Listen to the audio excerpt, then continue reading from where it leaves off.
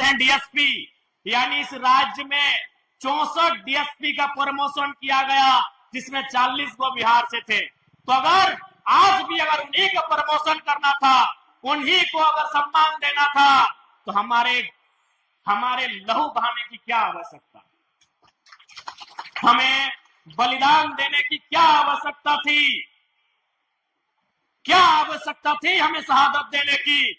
अगर आप बिहार, उत्तर प्रदेश और बंगाल के लोगों का ही झारखंड में प्रमोशन करेंगे, तो क्या आवश्यकता थी झारखंड बनाने की? कोई आवश्यकता नहीं थी। उस हिसाब से आज, और हमारा कारण क्या था? आज जैसे भगत सिंह कहा करते थे कि आजादी तो हम गोरों से ले लेंगे, लेकिन क्या आजादी गांव तक जा पाएगी? ठीक उसी प्रकार झारखंड की क्या व्यवस्था थी? आज सबसे ज्यादा झारखंड के लोगों का दोहन कहीं हुआ है तो आपको भी मालूम है, वो थाना होता है, वो ब्लॉक होता है, वो अंचल होता है, वो कोई कंपनी होता है। वहां सब लोग बाहर के होते थे। और आज भी अगर आप 64 में 40 डीएसपी आएंगे, एक दो को छोड़कर बाकी सब लोग झारखंड का दोहन करने का काम करेंगे।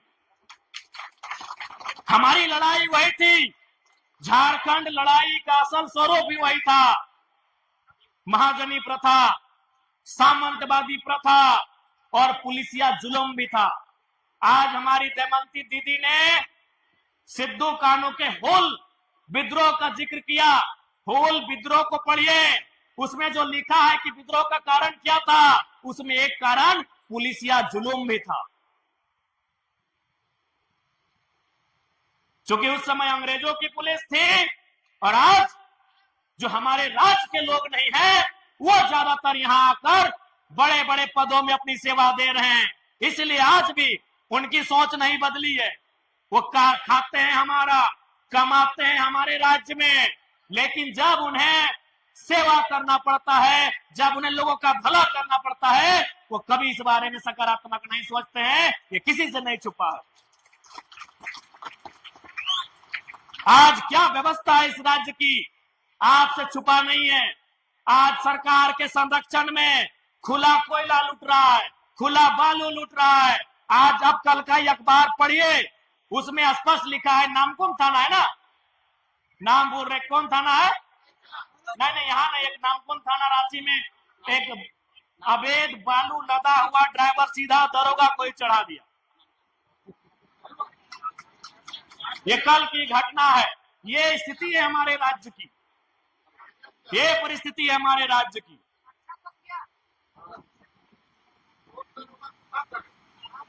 क्योंकि आज चूंकि सरकार के संरक्षण में दोष दोनों का है, जो लोग अवैध बालू लेकर चले उनका भी, और जो थाना प्रभारी वसूली करने के लिए आता है उसका भी। लेकिन उससे भी बड़ा दोष है सरकार का, चूंकि आप गार्जियन। अगर सरकार चाहे तो इस राज्य का एक पत्ता भी उनके बगैर हिल नहीं सकता है। ये सरकार की ताकत है।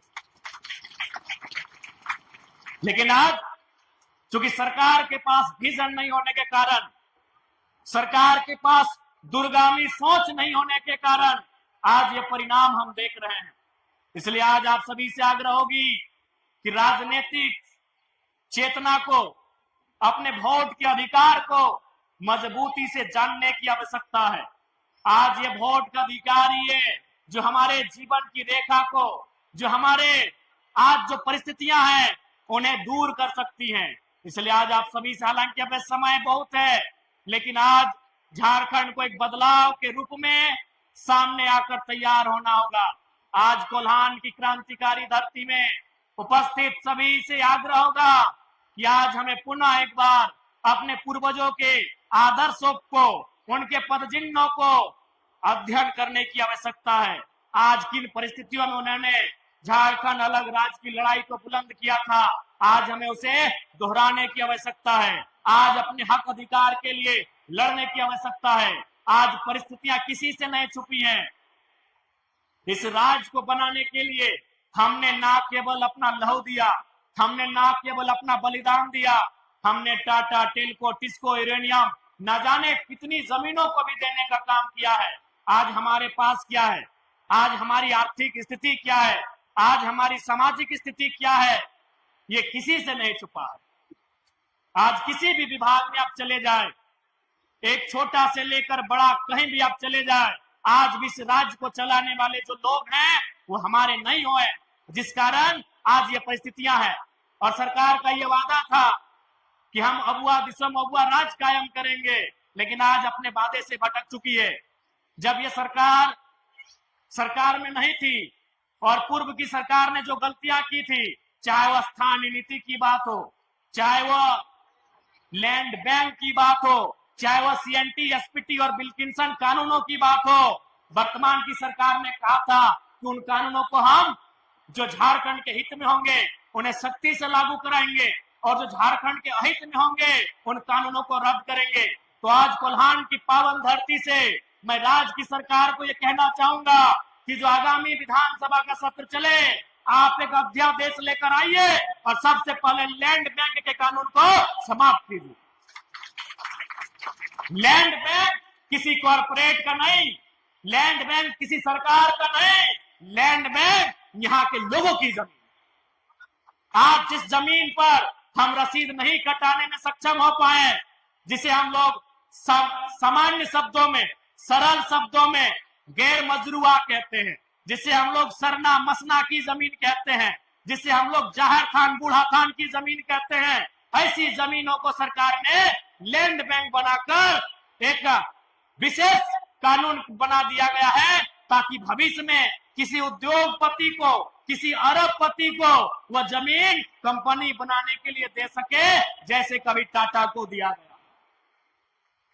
तो सरकार को चाहिए, आदिवासी का मतलब क्या होता है? आदिवासी का मतलब जमीन जंगल होता है।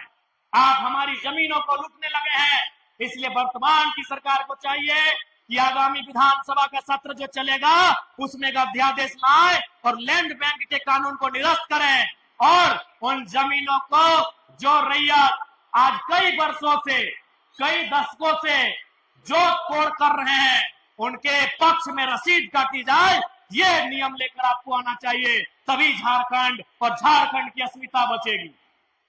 नहीं तो आज आप जाके देख लीजिए, धनबाद, बोकारो, लगभग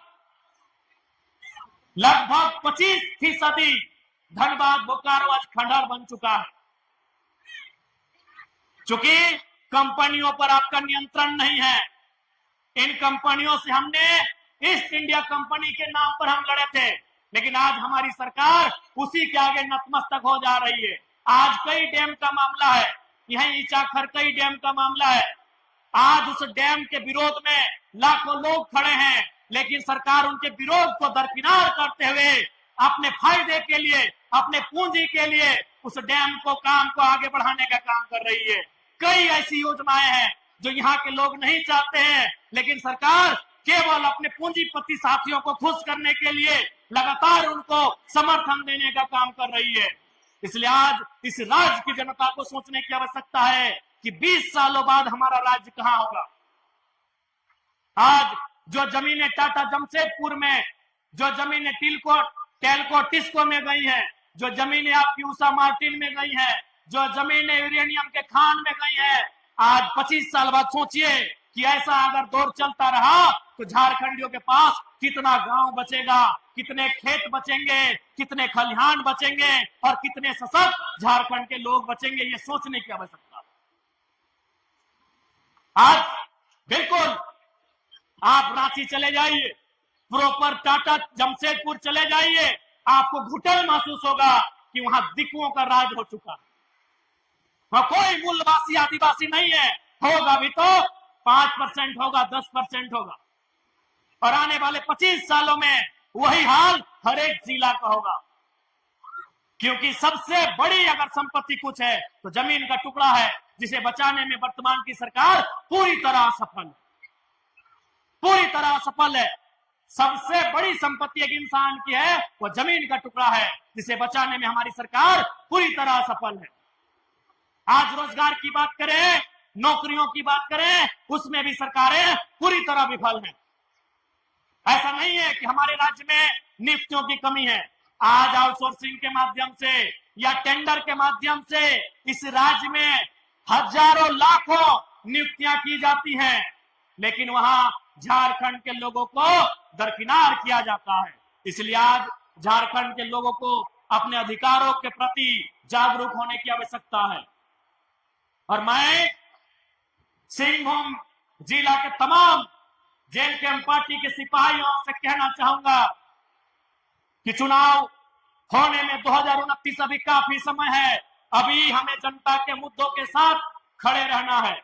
जनता के जो मुद्दे हैं, जनता की जो समस्याएं हैं, उनके लिए हमें संघर्ष करने की आवश्यकता है। और आप माता बहन, आप लोग भी जान लें, आज ये सरकार जान चुकी है कि यहां के लोगों की मानसिकता क्या है। इसीलिए आज 2500 रुपए को वो पूरी दुनिया में जाके महिमा मंडन कर रहे हैं। जैसे हमें 2500 नहीं, 2.5 लाख रुपए दे दिया। पूरे जहां जहां जा रहे हैं, चूंकि वो जान चुके हैं कि झारखंड के लोग इतने गरीब हैं कि उन्हें 2500 तो बहुत, अगला बार अगर 1000 और 1500 रुपए भी देने की बात कहें तो ये हमें वोट कर देंगे। तो ये बनाया किसने? इस राजनीति में ये हालात किसने बनाया? इन सत्ता में बैठे सत्ताधीशों ने ये हालात को बनाया कि आज हम इतने लाचार, इतने बेबस हो गए हैं कि मैया सम्मान योजना जैसी छोटी सी योजना को आज हम लोग बहुत बड़ी उपलब्धि मान बैठे।